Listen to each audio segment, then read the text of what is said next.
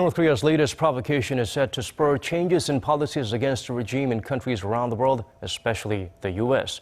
Joining us on the line is to provide us with some insights is Professor William Tow from the Department of International Relations, School of International Political and Strategical Studies, Australian National University, College of Asia and the Pacific. Thank you for joining us, Professor Tow. No worries. Glad to discuss things with you. Well, first of all, let's start with some possible conspiracy theories from some pundits. They say the reclusive state may have targeted the next presidential election in the U.S. to take place later this year. What do you think about this theory? Not much. The Republican candidates really haven't applied themselves very forcefully to thinking about Northeast Asian security at this particular juncture. This morning, Donald Trump, the leading candidate, in an interview with Wolf Blitzer at CNN, advanced something which was called the Trump Doctrine, in which he indicated that China is really the key to resolving the North Korean situation. But at the same time, Trump indicated that U.S. national security capabilities would have to be strengthened. So he's playing both ends against the middle. The other Republican candidates really haven't come out with anything very extensive in public to date addressing the Korean Peninsula, although obviously Wednesday's nuclear test will prompt more thinking and public debate about that. Well, there doesn't seem to be much when it comes to North Korea policies for the U.S. Sanctions and more aggressive ignorance towards ignoring North Korea's claims. That seems to be the U.S.'s stance.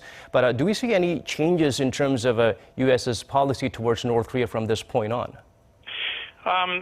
Obviously, the Americans are going to want to investigate working with China as much as possible. I think there's a general consensus in Washington that they're going to have to move more in step with coordinating a joint policy with the Chinese, if at all possible, because China, of course, has the most leverage on the Pyongyang regime.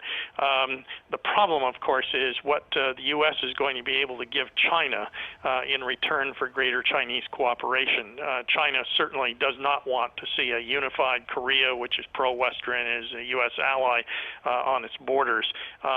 So this is going to be a long-term strategic set of negotiations, and you're not going to see any short-term or quick solution to these sorts of things. Right, China holds the power, but it's hard to slowly and gently persuade them to change their ways. Moving on, Professor, how will cooperation between South Korea and the U.S. change in the future after this fourth nuclear test from North Korea?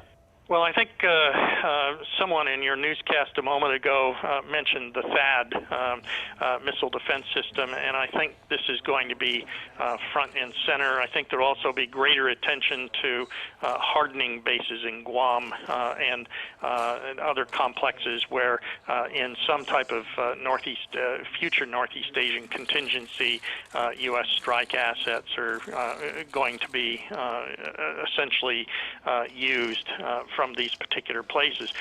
The problem with this, of course, is that the Chinese may look at this as being directed as much towards the South China Sea as towards Northeast Asia. So again, it comes back to the same premise, which is the Americans and Chinese are really going to have to sit down and have a series of hard strategic discussions about what interests they may have in common to realize greater strategic stability in the area, the whole Asia-Pacific area.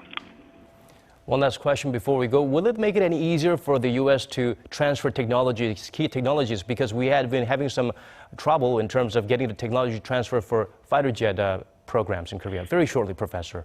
Yeah, the short answer is no, because the U.S. Congress has a strong track record of being highly discriminate towards even solid allies such as South Korea on these particular issues. So I don't think that Wednesday's test was enough to prompt a wholesale revision of congressional sentiment in this regard. Okay, Professor William Tow, thank you so much for your time. No problem.